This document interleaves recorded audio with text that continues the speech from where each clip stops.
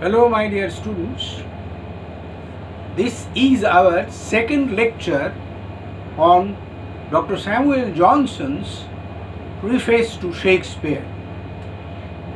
In the earlier lecture, I mentioned a few important points about Dr. Samuel Johnson, this critic and the scholar, and I made a textual study, briefly though, sketchily though, of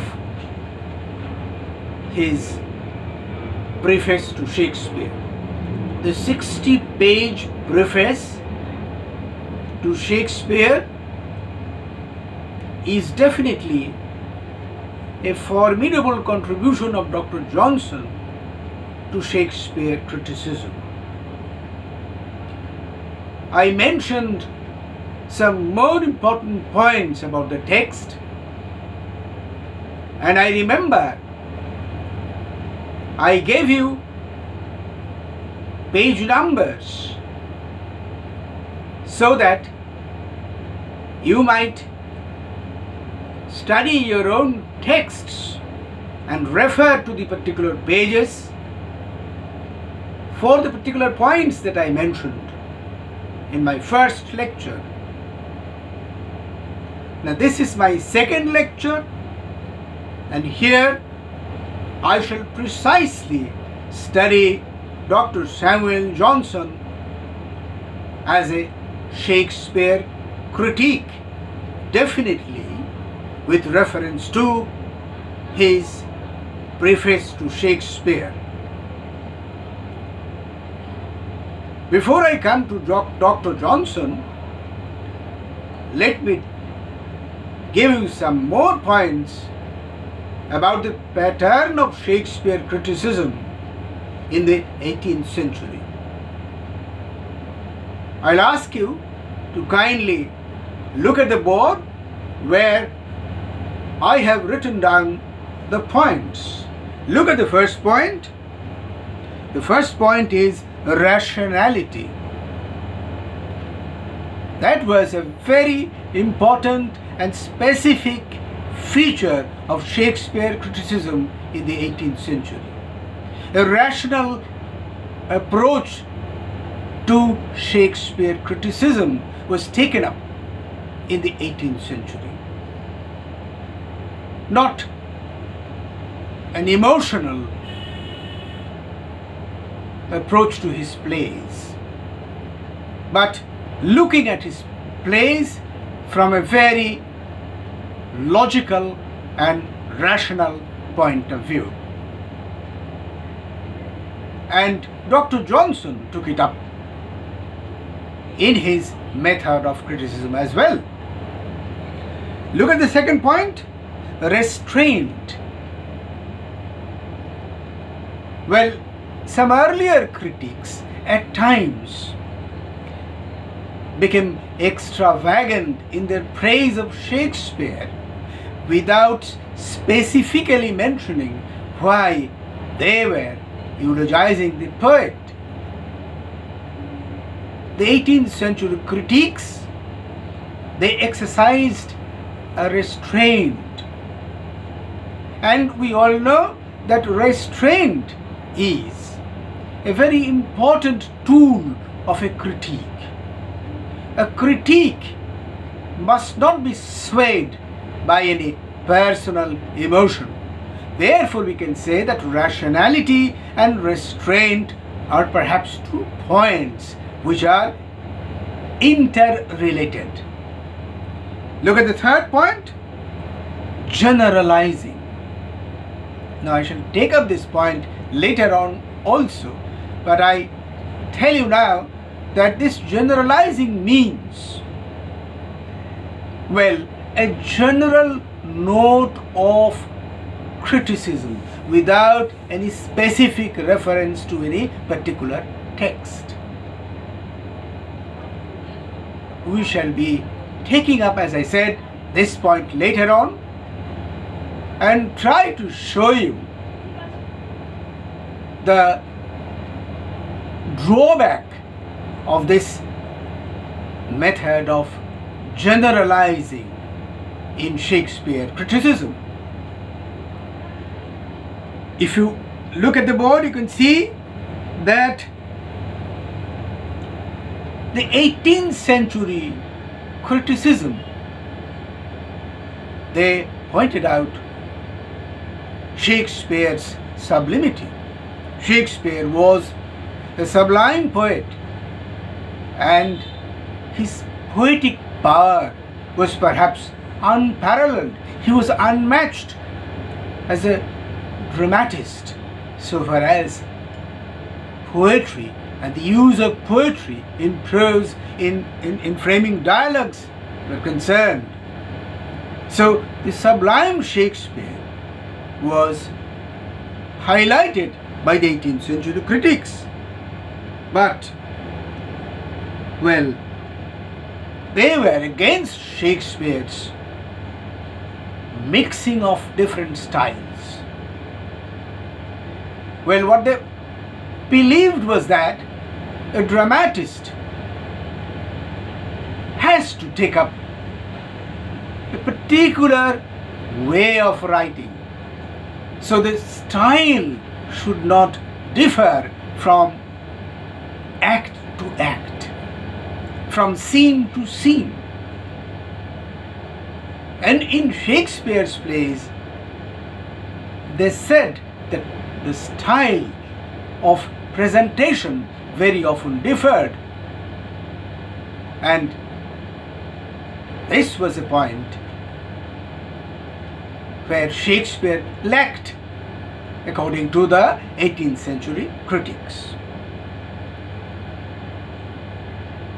They rejected, in fact, this point, the mixing of styles, different kinds of styles.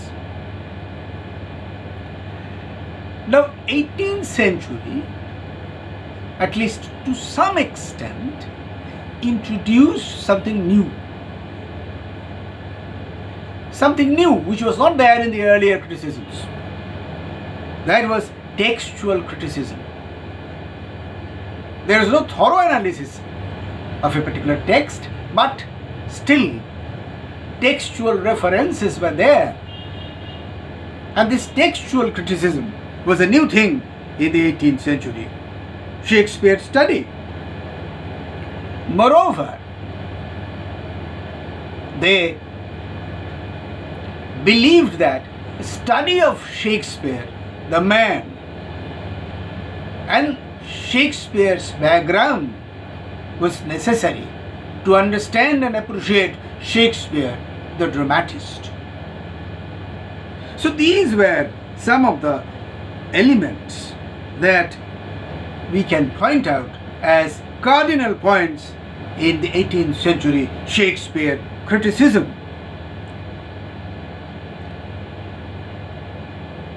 In 18th century, perhaps for the first time started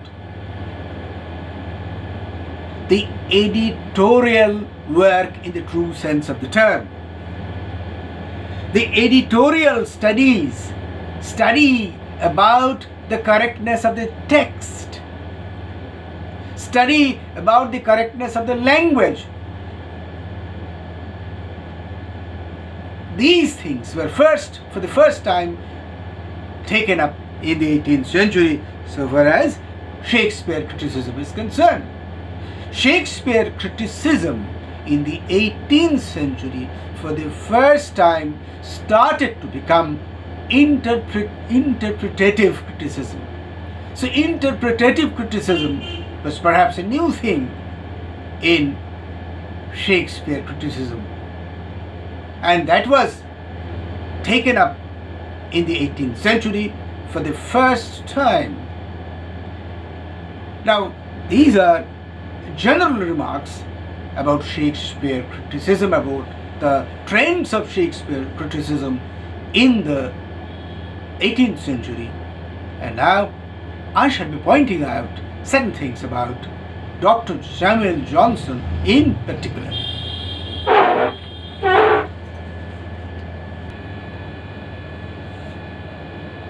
Dr. Johnson takes up the issue of authorship. There had been a prolonged controversy, and the controversy continued for some time as to whether the plays of Shakespeare were written by Shakespeare at all. Different opinions were there about the authorship of the plays which are known to be the plays of Shakespeare. Dr. Johnson resolves the issue categorically by referring to the poem by Ben Jonson, which was published in the folio edition of Shakespeare's plays. Dr. Johnson points out that this poem of Ben Jonson resolves the issue of the controversy of authorship, because Ben Jonson was a contemporary of Shakespeare, a friend of Shakespeare, and a man who knew Shakespeare intimately. And the great poem by Ben Jonson and his great eulogy of the great master proves that there was Shakespeare, and that Shakespeare, this Shakespeare of Stratford-on-Avon, was the author of the plays. So, one major controversy is addressed by Dr. Johnson very competently. This was definitely one of the major contributions of Dr. Samuel Johnson to Shakespeare criticism, especially in the 18th century. Later on, many other scholars came up with fresh and more authentic proofs of the authenticity of Shakespeare, the man, as the author of his plays. But in the 18th century, that Dr. Johnson took up this issue so seriously, and that he tried to resolve it for good, was something commendable. Secondly, Dr. Johnson takes up certain other things about Shakespeare criticism. Number one was, there was a tendency among editors to correct the language of Shakespeare. While editing Shakespeare's plays, they found that some language was not appropriate, and they changed parts of Shakespeare's plays and rewrote those parts, giving their own language. Dr. Samuel Johnson was sternly against that, because nobody had right to change the language of the poet. There was no need, no necessity to change the language of the great poet. In fact, the duty of the editor is to see whether the language of the poet is correctly or properly represented, authentically represented, and it is the duty of the editor to try to explain why particular phrases, particular words were used by the dramatic poet. So, Dr. Johnson's critical acumen has to be praised. And, well, Dr. Johnson, therefore, was against tampering the text of William Shakespeare. He believed that it was a sin or an offense to try to tamper the text of the great poet. Then look at the second point, where I have noted that Shakespeare represents life. His plays may be described as the mirror of life. Now, Dr. Johnson said that the greatest merit of Shakespeare as a playwright is that he provides primarily pleasure. His plays are to be witnessed, are to be read primarily for pleasure, entertainment. No one goes to a theatre for any moral advice, for any philosophical observations. We normally, generally go to a theatre house to have entertainment, pleasure. No philosophy, no moral advice we need from a play when it is enacted or when it is read by a general reader. So Shakespeare's noble contribution is that he knew how to provide pleasure. That was the primary thing. Along with pleasure, well, definitely other things were there. Philosophical statements might be there, philosophical, well, attitudes might be there, and even some views of human morality might have been there. But these things were secondary. The primary thing was pleasure. And how could Shakespeare give his pleasure? He could provide the pleasure in his plays through his authentic representation of life. Life as he himself saw. The poet saw life firsthand. He saw life from close quarters. He experienced life in its various twists and turns, and he could represent every nuance, every turn of life in his plays. And that was the greatest source of pleasure that we can get from Shakespeare's plays. And this is pointed out by Dr. Samuel Johnson.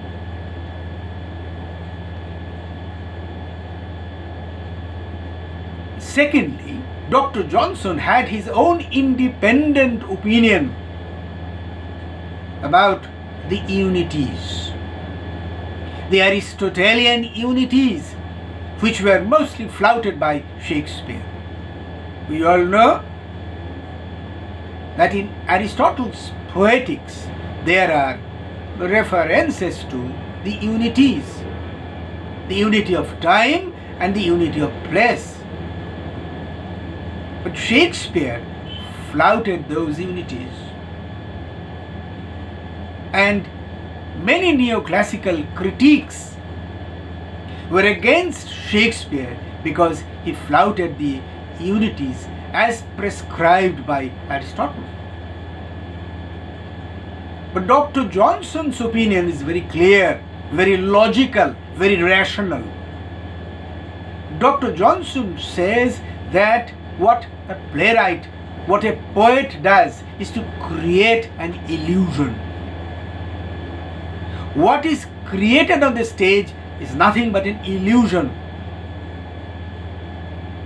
Because on the stage, someone who roams about is not King Lear or Macbeth, but maybe a shopkeeper, maybe a grocer, maybe a vegetable man. But on this stage, the illusion is created that the man is Lear. And the audience, the spectators, they willingly accept that the man there on the stage is King Lear. So what the playwright or the poet does is to create an illusion. So if the audience or the spectator can accept this illusion, then the other illusion can be easily accepted by them. They can understand, or they can take, or they can interpret the same stage as Egypt or Greece or Scotland. Because everything is illusion. If the other kind of illusion can be accepted by them, then this kind of illusion can also be accepted by them. So the flouting of the Unities by Shakespeare is no great thing, and Shakespeare should not be disparaged for that. That was Dr. Johnson's opinion. Johnson also talks about Shakespeare's mingling of tragedy and comedy. According to the classical dictum, there should be no mingling of tragedy and comedy, because as Aristotle said in his definition, that a tragedy should be entirely serious and there should be no interpolation or no infringement of any comic element, because comic element will ruin, destroy the tragic note of the play. In many plays of Shakespeare, in many tragedies of Shakespeare, we have this comic note or the comic relief, which is criticized by many. But Dr. Johnson pointed out that what Shakespeare presented in his plays was life. Because life is like that. In life, we have a combination of laughter and tear. In life, we have a combination of sunshine and shower. So life is not all sunshine, life is not all shower. So what Shakespeare did was to present life. Therefore, his mingling of tragic elements with comic elements was something which was a true representation of life.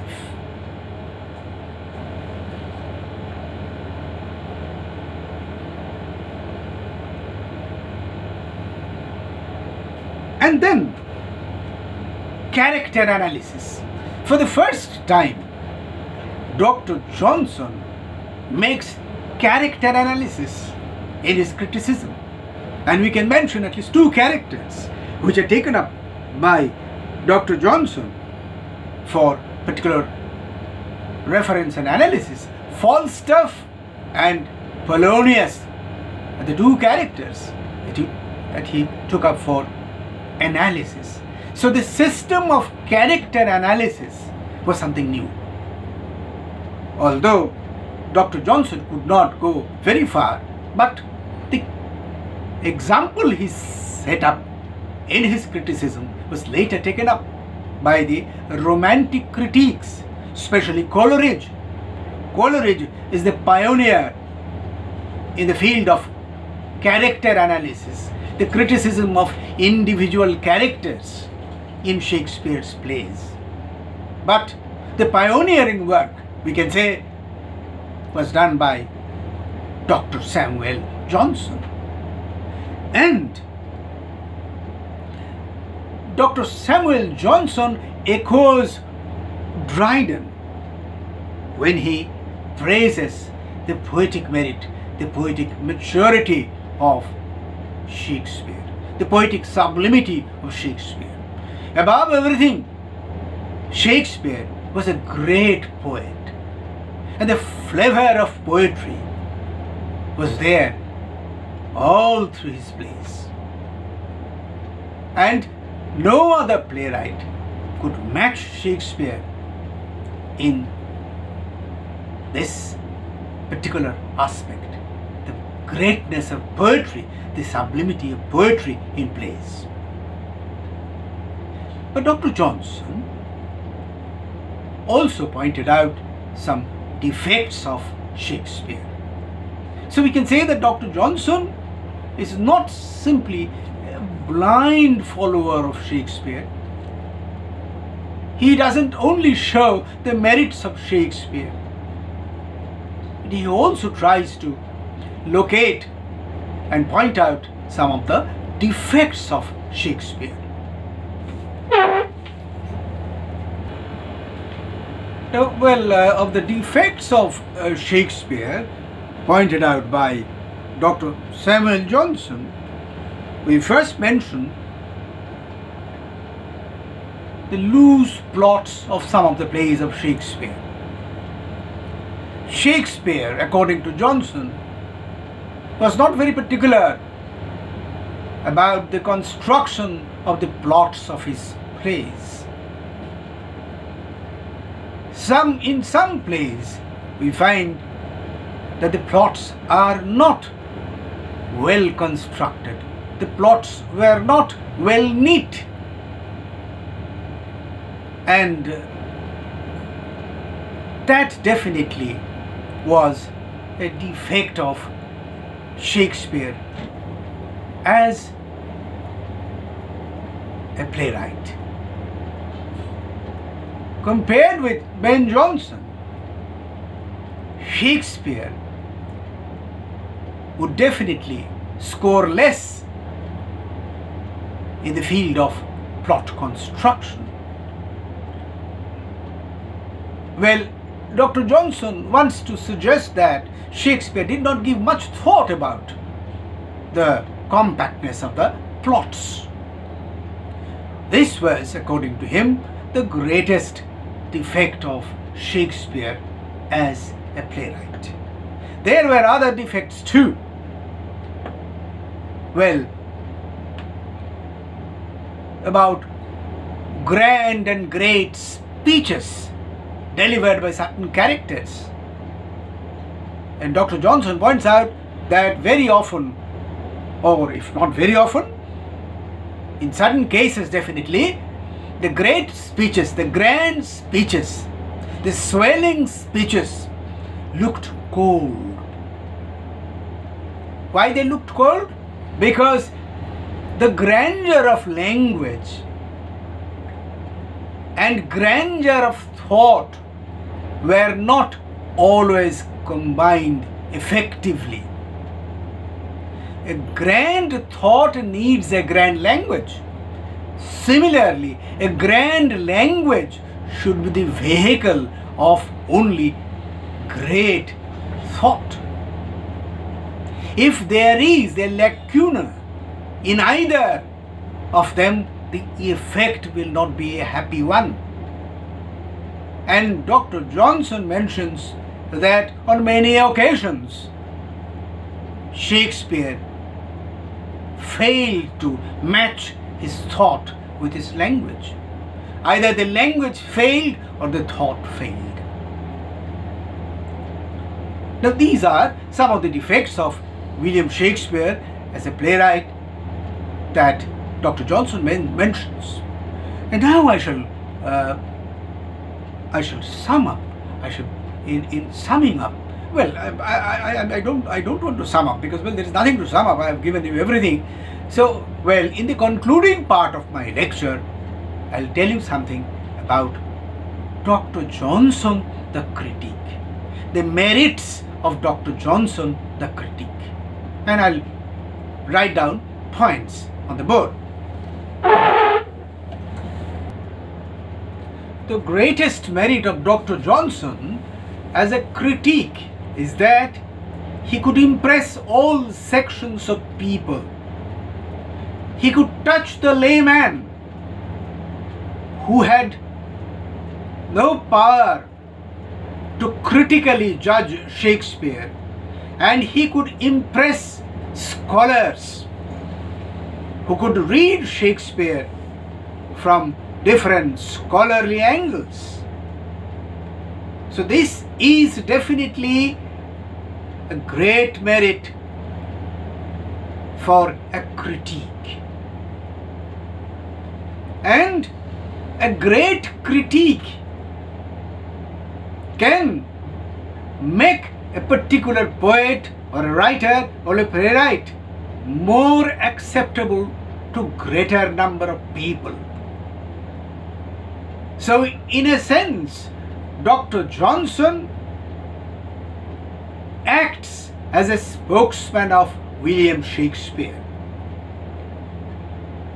So his preface to Shakespeare stands as a formidable contribution to Shakespeare criticism in the 18th century. But Dr. Johnson has a number of defects as a critique, and we shall mention them. Number one, Dr. Johnson fails to appreciate the sublimity of Shakespeare's great poetry. Shakespeare was a great playwright definitely, but perhaps he was a greater poet, or we do not know whether he was a greater poet or a greater playwright. But unfortunately, Dr. Johnson's mental makeup was different. Although he himself wrote a few poems, but he did not have the true poetic talent, nor could he appreciate great poetry of great merit. And he failed to appreciate, understand the greatest, the most sublime poetry of Shakespeare. Secondly, Dr. Johnson used a Cumbras language, a Cumbras phraseology, which very often is a hindrance to understand what he means to suggest in his critical discourse. This was also a part of Dr. Johnson's character, because if you remember that in my first lecture I pointed out that this was his method, the method of using bombastic language. And well, all of you have read your history of language and you know that there is a term called Johnsonese, flowery language without any necessity. Dr. Johnson uses that, and therefore, that tells upon the effect of his critical theory. Then Dr. Johnson did not make a specific analysis of any individual play. One particular play was never taken up by Dr. Johnson. He could have devoted at least 2, 3 or 4 paragraphs, or even a single paragraph discussing a particular play of Shakespeare. There is no such discussion of a particular play. So plays are taken up, characters are discussed, but they are discussed as part of a general discussion. This was not a defect, but a lacking in Dr. Johnson. In the Romantic period and in subsequent times, Shakespeare's plays were taken up individually by the subsequent critiques, and they made analysis of individual plays, which Dr. Johnson did not do. But before I end, I want to point out that it is meaningless to try to find out the defects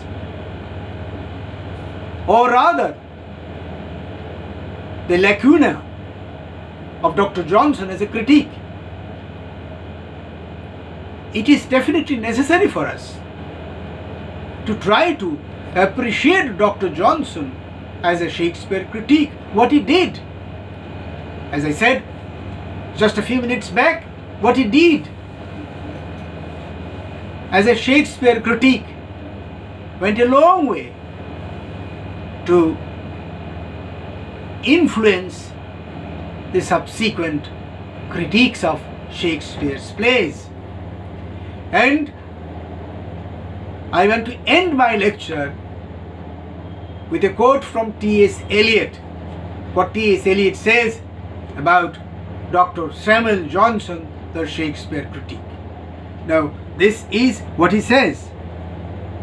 To pass from Dryden to Johnson is to make journey from one oasis to another. Once again, to pass from Dryden to Johnson is to make journey from one oasis to another. So, the deserts of Shakespeare criticism. In the deserts of Shakespeare criticism, there were two specific oases. One was John Dryden and the other was Dr. Samuel Johnson. Because in their critical work, we can get free air, as if. Thank you.